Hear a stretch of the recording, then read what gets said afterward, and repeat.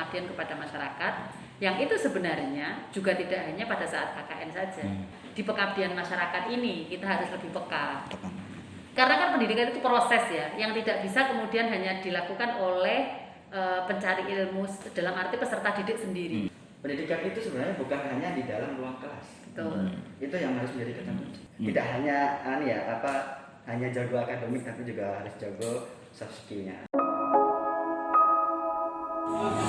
Tapi kalau kita bicara tentang pendidikan dan perguruan tinggi, ya kita tidak bisa terlepas dari yang tadi Mas Harib, Mas Sambu, Evi sampaikan, yaitu Tridharma perguruan tinggi. Nah, kalau dari Bu Evi sendiri, makna dari atau tafsiran dari Tridharma perguruan tinggi itu seperti apa sih, Bu? Ya, saya mau melanjutkan yang tadi disampaikan Mas Habib. Jadi menjadi mahasiswa itu memang bukan pekerjaan yang mudah gitu ya. Justru menjadi mahasiswa itu sebenarnya kita belajar memanage semuanya tadi.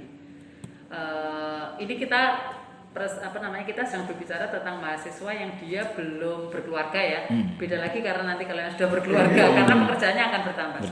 Ini yang kita lihat mayoritas saja. Jadi mahasiswa yang dia benar-benar mahasiswa yang dia masih hidupnya sendiri, dalam arti tidak dengan keluarga, dalam hal ini suami atau istri atau anak gitu ya.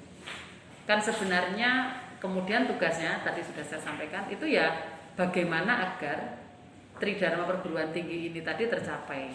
Nah, ini biasanya yang betul yang disampaikan Mas Habib, yang terlupakan tuh di sini. Jadi yang pertama kan pendidikan, pengajaran, jelas itu harus, karena memang perkuliahan kita itu masuk di situ. Dalam satu semester misalnya maksimal 24 SKS, terutama untuk mahasiswa baru nih, berarti ada 12 mata kuliah ya. Sebenarnya itu gampang, dalam arti gampang itu lebih ringan daripada waktu kita SMA dulu. Pelajarannya sehari ada berapa gitu ya, dan sebagainya lah ya. Oke. Nah ini paling kita satu hari itu hanya 3 lah ya, paling 3 mata kuliah gitu. Itu berarti sebenarnya lebih ringan daripada pada saat SMA dulu. Nah, yang lain waktunya untuk apa? Nah kan gitu ya akhirnya pertanyaannya. Nah yang lain itu adalah dua Tridharma yang lainnya, yaitu yang kedua adalah penelitian. Penelitian itu tidak sekedar kemudian dilakukan pada saat mau skripsi gitu ya. Nanti akan saya sampaikan kelanjutannya. Kemudian yang ketiga adalah pengabdian kepada masyarakat, yang itu sebenarnya juga tidak hanya pada saat KKN saja. Bahwa kemudian ada KKN itu kan sebenarnya stimulasi. Ya. Ini hanya sekedar stimulasi untuk mahasiswa agar bagaimana mereka nanti bisa berbaur kembali kepada masyarakat. Kemudian yang penelitian ini juga sebenarnya embrio menuju kemudian membuat skripsi, ini kan pasti akan dipupuk di awal juga. Nah, ini yang perlu kita perhatikan. Nah, di sini kan sebenarnya kita lebih kepada obrolan kita ini adalah bagaimana kemudian di pengabdian masyarakat ini kita harus lebih peka. Karena kita nantinya toh akan kembali kepada masyarakat juga. Nah, ini loh sebenarnya yang penting. Bagaimana kemudian kita bisa membekali diri kita selaku mahasiswa. Pertama memang dengan pendidikan pengajaran itu tadi, kuliahnya untuk istilahnya pengetahuan-pengetahuannya. Kemudian pengetahuan-pengetahuan itu diaplikasikan untuk melihat fenomena yang ada di masyarakat itu dengan penelitian tadi, ilmu-ilmu dari penelitian. Makanya kan banyak sekali cara ilmu penelitian itu ya. Kemudian yang kita potret nantinya adalah masyarakat melalui pengabdian itu tadi.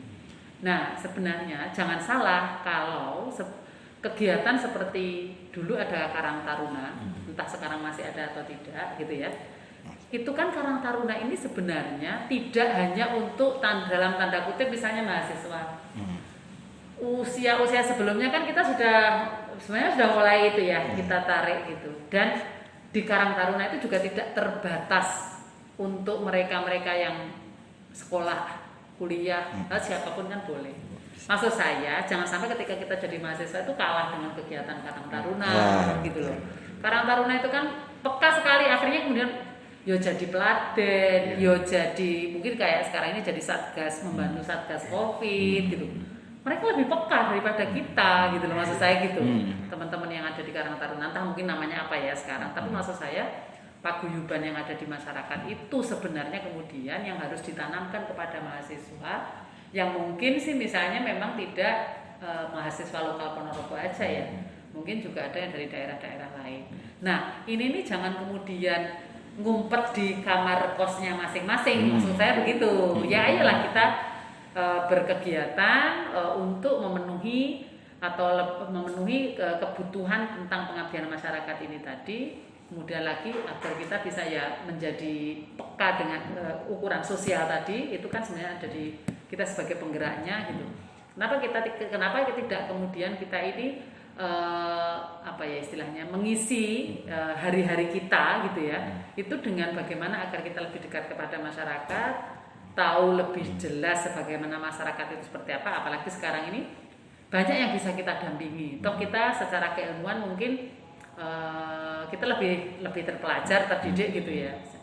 Nah, tinggal kemudian kita mendampingi masyarakat, mengarah bagaimana masyarakat bisa berpartner dengan kita, kemudian kita bisa ngobrol, kita menjadi fasilitator mereka untuk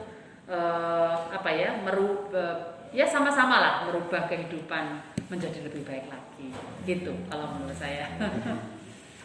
Cuma kalau kita lebih khususkan lagi sebetulnya fungsi pendidikan itu seperti apa, Bu?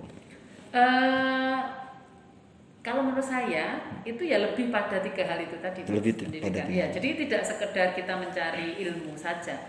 Karena kan pendidikan itu proses ya, yang tidak bisa kemudian hanya dilakukan oleh pencari ilmu dalam arti peserta didik sendiri. Yang namanya pendidikan itu pasti kompleks, jadi ada peserta didik, kan, ada pendidik, kemudian ada kurikulum yang dipakai, kemudian sistemnya seperti apa. Nah, tujuannya seperti apa, kan kompleks sekali di pendidikan kita itu. Nah, maka akan berbeda ketika kita hanya sekedar belajar sendiri, mandiri, tanpa ada yang mengajari, kita belajar dari sumber belajar apapun. Oke, mungkin dia secara ilmu dia akan dapat, tapi secara interaksi dengan masyarakat, interaksi dengan masyarakat di sini tidak hanya masyarakat di masyarakat dalam arti di kampung ya. Dalam arti masyarakat itu kan bisa di kampus juga gitu loh. Kita bertemu dengan para teman-teman ini tadi, kan kita otomatis bertemu dengan berbagai macam kepala, itu kan sebenarnya sudah proses belajar yang baik menurut saya, karena kita akan bisa mengelola emosi gitu ya, mendengarkan orang lain berbicara, kemudian bagaimana cara mengungkapkan pendapat, mendengarkan pendapat orang lain, dan untuk mengambil kesimpulan mana yang lebih benar, gitu menurut saya. Nah, kalau dari mahasiswa nih Mas Bib, kiat dan triks untuk menjadi seorang mahasiswa yang sehingga mendapatkan hak yang tadi Tridharma itu sebagian dari hak mahasiswa loh, harus didapatkan. Iya. Bagaimana cara agar asik mendapatkannya itu seperti apa? Saya sambung dulu sedikit dari Bu Evi tadi. Kalau saya sih terkait ini, saya buka dulu terkait pendidikan, Mas. Oh iya. Siap. Jadi pendidikan itu harus dipahami terhadap semua mahasiswa dan bahkan juga siswa. Pendidikan itu sebenarnya bukan hanya di dalam ruang kelas. Betul. Itu yang harus menjadi kata kunci. Jadi ketika mau kemana kuliah, mau kemana sekolah, sedang menjalani pendidikan. Enggak, Pak. Di masyarakat itu juga di situ proses pendidikan, di organisasi juga proses pendidikan. Kalau di kelas, di perguruan tinggi, ya itu pendidikan formal. Di perguruan tinggi pun sudah dipecah menjadi fakultas dipecah menjadi jurusan, itu sudah menjadi titik fokus, dan titik fokus itu seakan-akan pandangan kita ini sudah ditutup tembok, dan kita harus menjadi profesional di dalam satu bidang jurusan yang kita pilih. Tapi kita harus membuka diri di tembok yang lain gitu loh maksud saya. Sehingga proses pendidikan non formal, pendidikan informal untuk melatih soft skill tadi itu menjadi sangat penting. Itu yang tips pertama yang harus dipahami terkait supaya trik and trik tidak hanya hanya jago akademik, tapi juga harus jago soft skillnya, komunikasinya dan lain-lain. Kira-kira itu, Mas. Oh, oke.